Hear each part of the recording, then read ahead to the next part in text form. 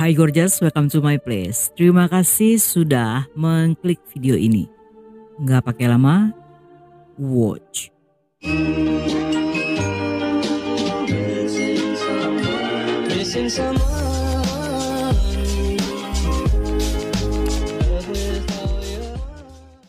Seperti kata nenek saya, tak kenal maka tak sayang. Begitu juga dengan channel yang satu ini.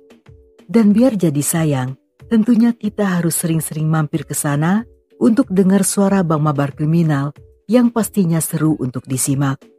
Terutama dengan pilihan kasus yang beragam serta dilengkapi dengan footage asli. Walaupun channel Mabar Kriminal masih pendatang baru, tapi saya jamin dalam waktu sesingkat-singkatnya akan bikin kalian betah untuk nongkrong karena ceritanya disusun dengan sangat apik. So jangan lupa di subscribe karena subscribe itu sangat-sangatlah gratis.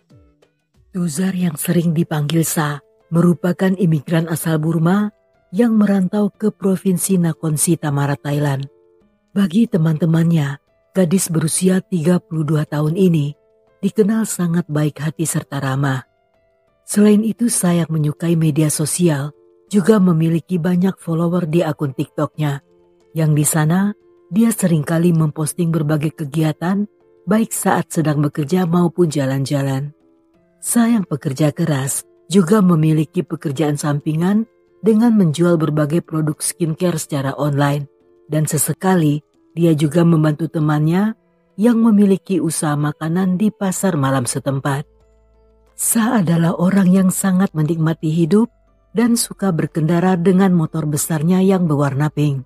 Dan pada 3 Maret 2024, Sa baru saja menyelesaikan shiftnya sebagai barista di coffee shop Nakhon Si Department Store yang saat itu bergegas pulang dengan mengendarai motor kesayangannya. Namun sejak saat itu, tiba-tiba dia menghilang entah kemana.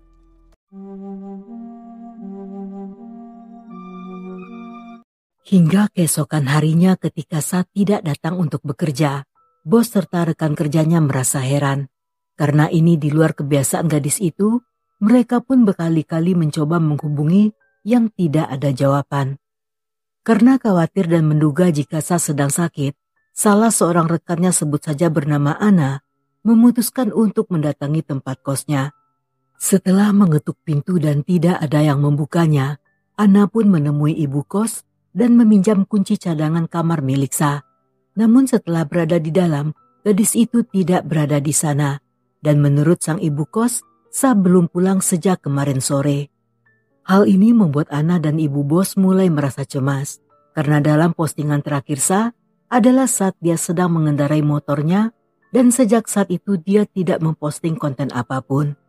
Untuk seseorang yang sering memposting sesuatu, hal ini terlihat sangat janggal. Sehingga mereka pun mendatangi kantor polisi dan melaporkan Sa sebagai orang hilang. Hingga beberapa waktu kemudian, motor Sa ditemukan terparkir di rumah salah seorang kerabatnya sebut saja bernama Lung. Namun saat ditanyai, mereka mengaku di hari itu tidak bertemu Sa. Dan mereka juga merasa heran karena bagaimana bisa motor gadis itu berada di sana. Setelah 48 jam berlalu, keluarga serta teman-temannya meminta bantuan pada media untuk menemukan atau memberi informasi tentang keberadaan Sa. Selain itu mereka juga meminta bantuan dari seorang jurnalis muda bernama Ayu untuk segera melakukan investigasi. Ayu yang bersedia membantu saat itu mulai melakukan pencarian dengan memeriksa rekaman CCTV di rute yang biasanya setiap hari Sa lewati. Dalam sebuah rekaman CCTV jalan sekitar jam 6 sore, tampak Sa yang mengendarai motornya sedang melewati area pasar Maisomchit dan Masjid Intersection. Pada jam 6.40 malam, dia kembali terekam dalam CCTV jalan. Namun dalam rekaman terakhir, rute yang diambil Sa bukanlah jalan menuju arah tempat kosnya, melainkan jalan besar dengan 3 jalur. Yang arah tersebut justru semakin jauh dari tempat tinggalnya. Hal ini tampak sangat mencurigakan karena tidak seorang pun yang mengetahui kemana tujuan gadis itu. Dan setelahnya, Sa tidak pernah terekam dalam CCTV manapun.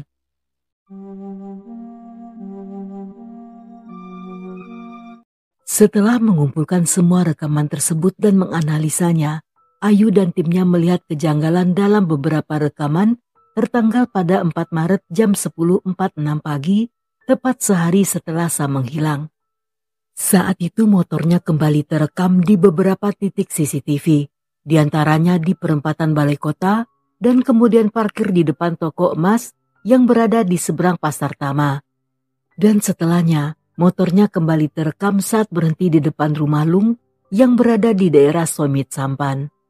Dari rekaman tersebut, tampak jelas bahwa si pengendara bukanlah Sa, melainkan seorang pria bertubuh kurus, memakai masker, helm dan jaket hoodie berwarna merah. Setelah memarkirkan motor di seberang jalan, dia memakai ponselnya untuk memesan Grab. Dan setelah sang driver tiba, dia pun segera pergi dari sana dan menuju ke stasiun bus Nakhon Si Thammarat yang pada jam 11.08 pria itu pun menaiki bus dengan tujuan Provinsi Krabi. Ayu pun membawa rekaman tersebut untuk ditunjukkan pada teman-teman Sa dan menanyakan tentang adanya kemungkinan seseorang yang tidak menyukai atau memiliki masalah dengan gadis itu. Namun menurut teman-temannya, Sa tidak memiliki musuh.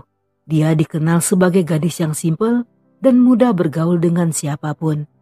Hanya saja sejak beberapa bulan sebelumnya, Sa baru saja putus dengan mantan kekasihnya. Dan saat rekaman tersebut diperlihatkan, semua temannya mengkonfirmasi bahwa pria di dalam foto tersebut adalah mantan kekasih Sa yang bernama Pichaya yang sering dipanggil sebagai Nai. Sa dan Nai sempat berpacaran dalam waktu singkat, namun karena seringkali bertengkar, mereka pun putus di awal tahun 2024. Sa sendiri bahkan pernah melaporkan pria itu yang meminjam uangnya namun tidak pernah dibayarnya, walaupun mereka telah putus sejak berbulan-bulan yang lalu.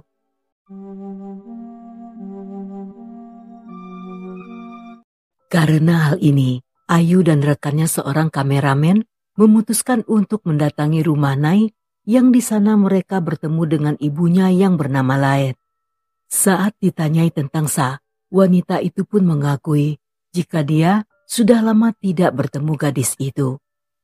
Saat diberitahu tentang Sa yang menghilang, wanita itu tampak sangat kaget dan dia pun mulai menceritakan bahwa di malam ketika Sa menghilang, saat itu Laet tidur lebih awal. Namun keesokan harinya, dia melihat sepeda motor milik Sa terparkir di depan rumahnya yang ternyata telah dikendarai oleh Nai.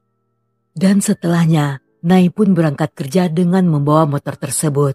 Namun tiba-tiba, dia mengirim pesan pada sang ibu yang mengatakan akan pergi bekerja dan menitipkan putranya pada Laet.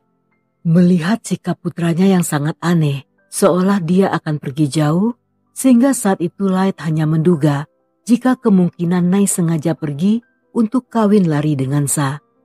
Mendengar hal tersebut, Ayu pun menemui ibu Sa dan menanyakan tentang kemungkinan hal ini.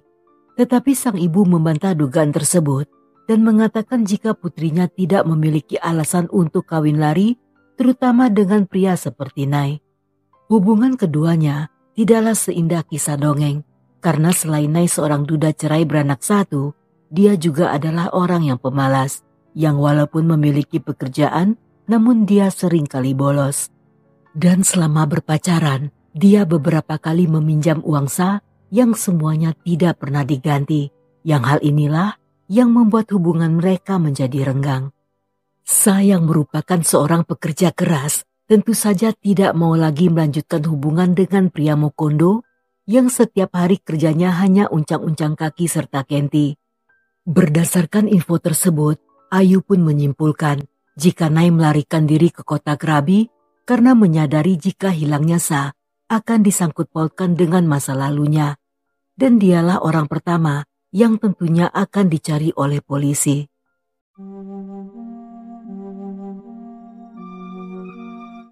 Masih di hari yang sama saat Ayu sedang tertidur, tiba-tiba dia mengalami mimpi aneh, di mana dia seolah sedang menonton film yang memperlihatkan Sa dan Nai sedang bertengkar hebat. Yang tidak lama setelahnya, Nai memukuli Sa dan menggendong gadis itu yang kemudian dibawa ke sebuah kuil. Ketika terbangun dari tidur, Ayu merasa badannya sangat panas serta berkeringat deras. Tubuhnya juga terasa sangat sakit, seolah dia telah dipukul dan ditikam. Namun saat itu, dia masih mengingat dengan jelas tentang detail serta bentuk kuil tersebut. Hal yang tidak biasa ini membuat Ayu mulai berpikir, apakah mimpi tersebut merupakan sebuah petunjuk atau hanya sekedar bunga tidur.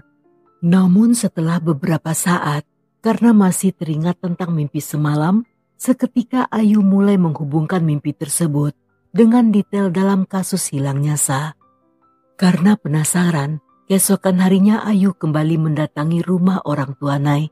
Yang setibanya di sana, dia pun menyadari bahwa sekitar 200 meter dari rumah tersebut terdapat sebuah kuil terlantar. Namun yang paling mengagetkan bahwa kuil tersebut tampak sangat mirip dengan kuil yang ada di dalam mimpinya. Bersama dengan sang kameramen, Ayu pun berjalan menyusuri di sekeliling kuil. Dan di saat bersamaan, dia mulai merasakan sensasi aneh yang tidak bisa diucapkan dengan kata-kata. Selain itu, Ayu juga merasakan jika tengkuknya merinding, badan panas dingin seolah dihembus dengan angin. Dan Ayu juga merasakan getaran menggelitik perutnya yang membuat gadis itu merasa mual. Di saat bersamaan, dia juga merasa bulu tangannya berdiri seperti merasakan sesuatu yang tidak bisa melihatnya. Dan ketika Ayu mencium aroma busuk yang mengitari area tersebut, dia pun mengikuti sumber bau yang membawa mereka ke sebuah ruangan yang sepertinya merupakan bekas kamar mandi. Di sana terdapat sumur galian yang saat Ayu mencoba mengintip ke dalamnya, walaupun tampak cukup gelap, namun dia melihat tumpukan kain berwarna orange. Tumpukan kain tersebut tampak seperti jubah yang biasa dipakai para biksu Thailand, dan merasa hal ini sudah di luar kendalinya, Ayu pun segera menghubungi polisi dan melaporkan tentang temuan tersebut.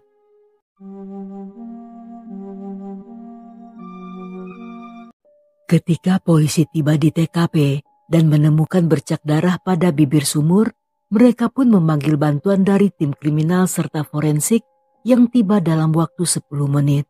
Dan tepat pada jam 11 pagi, polisi menurunkan seorang petugas ke dalam sumur untuk memeriksa di bagian bawah tumpukan kain tersebut. Di bawah tumpukan kain pada kedalaman 10 meter, mereka menemukan jasad seorang wanita. Jasad yang memakai sepatu biru serta celana jeans hitam itu dipastikan adalah Sa. Dia telah mengalami proses pembusukan parah setelah hilang selama 8 hari, yang berdasarkan hasil otopsi, forensik menyatakan jika Sa tewas akibat 3 luka tikaman yang salah satunya berada di leher dan merupakan luka yang sangat fatal.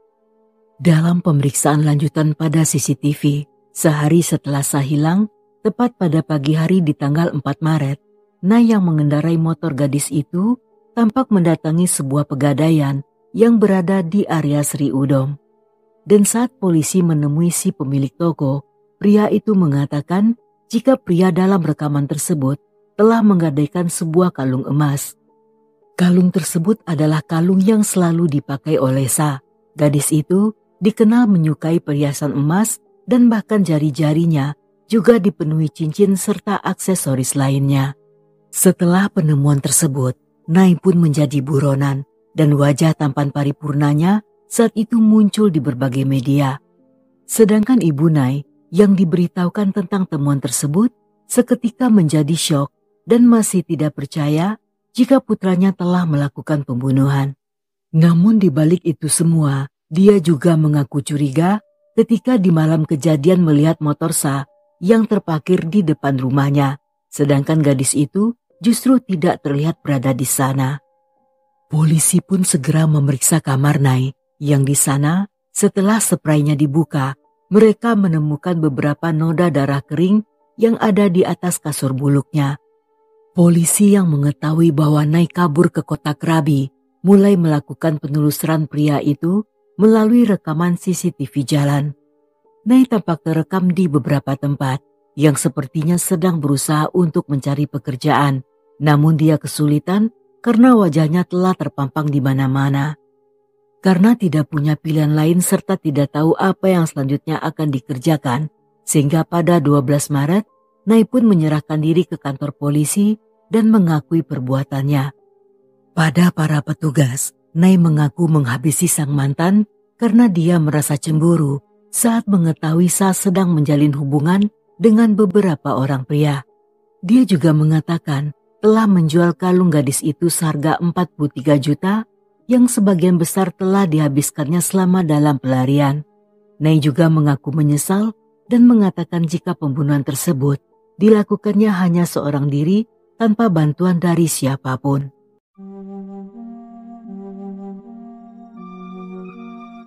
Yang terjadi di hari itu, setelah Sa pulang bekerja, mereka pun bertemu di rumah Nay. Karena saat itu ibunya tidur lebih awal, sehingga tidak mengetahui kedatangan Sa. Setelahnya mereka pun masuk ke dalam kamar dan berbaring bersama di atas tempat tidur Nay. Namun saat sedang asik-asik bercumbu, Nay pun mulai merasa heran ketika melihat Sa yang tiba-tiba menyembunyikan ponselnya di bawah bantal. Karena curiga jika Sa sedang menyembunyikan sesuatu, Nay pun memaksa dan memeriksa ponsel tersebut yang di sana dia menemukan riwayat pesan di antara Sa dengan beberapa orang pria. Nay yang emosi saat itu mulai mengkonfrontasi gadis itu yang kemudian berakhir dengan pertengkaran hingga akhirnya dia menghabisi Sa. Namun semua pengakuan tersebut dibantah oleh keluarga serta teman-teman dari Sa. Mereka tidak percaya dengan alibi Nay yang dianggap sengaja merusak reputasi gadis itu demi membuat alibi serta menutupi alasan yang sebenarnya. Selain karena keduanya telah putus, Sa juga tidak punya alasan untuk kembali bersama Nay. Karena selama berpacaran, dia seringkali membantu keuangan serta mencarikan pekerjaan bagi Nay serta ibunya. Bahkan Sa juga menjual emas-emasnya hanya demi membiayai keluarga Nay, termasuk untuk merayakan ulang tahun ibunya. Ketika Sa menyadari jika Nay hanya memanfaatkannya, dia pun mulai merasa muak dan pada akhirnya memutuskan hubungan mereka. Sehingga satu-satunya hubungan yang masih tersisa di antara keduanya hanyalah urusan hutang piutang. Dan keluarganya juga merasa curiga bahwa kematian Sa berkaitan dengan hutang yang tidak bisa dibayar oleh Nay. Dan orang tua Sa meyakini bahwa gadis itu telah dijebak untuk datang ke rumah Nay dengan alasan pria itu akan membayar hutang. Yang di sana, Nay menghabisi Sa dengan tujuan agar semua hutang-hutangnya menjadi hilang. Menurut teman-temannya, Sa sangat gigih bekerja dan dia juga memiliki beberapa usaha sampingan yang menghasilkan banyak uang. Dengan adanya fakta ini, sehingga sangat tidak masuk akal jika Sa berhubungan dengan banyak pria hanya karena demi uang. Dan mengingat jika Sa memiliki tubuh tinggi, bongsor dan juga kuat, sedangkan Nay berbadan kurus dan pendek, mereka pun sangat yakin jika dalam melakukan aksinya, Nay telah dibantu oleh seseorang. Namun setelah dilakukan penyidikan, polisi tidak menemukan bukti lain yang melibatkan pihak ketiga. Ketika kedua kalinya polisi menggeledah rumah Nay, sang ibu yang pada pernyataan awal mengaku tidur cepat dan tidak tahu kedatangan Sa, saat itu kembali memberikan pernyataan yang juga berbeda. Kali ini dia mengaku telah mendengar suara pertengkaran dari kamar putranya yang terjadi selama 10 menit. Namun menurut salah seorang bibi Nay, pernyataan Light sangat tidak masuk akal karena bagaimana mungkin dia mengaku tidak tahu saat Sa datang ke rumahnya tetapi mengetahui dengan jelas tentang pertengkaran di antara keduanya. Dan sang bibi juga tidak percaya jika Nay bisa membawa jasad Sa melalui pintu utama tanpa ketahuan oleh siapapun. Berdasarkan dugaan tersebut, Ayu kembali melakukan investigasi dengan mempelajari tata letak ruangan di rumah Nay. Dan saat itu dia pun mengetahui bahwa jalan terdekat untuk membawa jasad tersebut ke kuil bukanlah melalui pintu utama, melainkan melalui jendela kamar ibu Nay yang letaknya bersebelahan dengan kamar milik Nay. Yang artinya kemungkinan wanita itu juga mengetahui apa yang sebenarnya terjadi.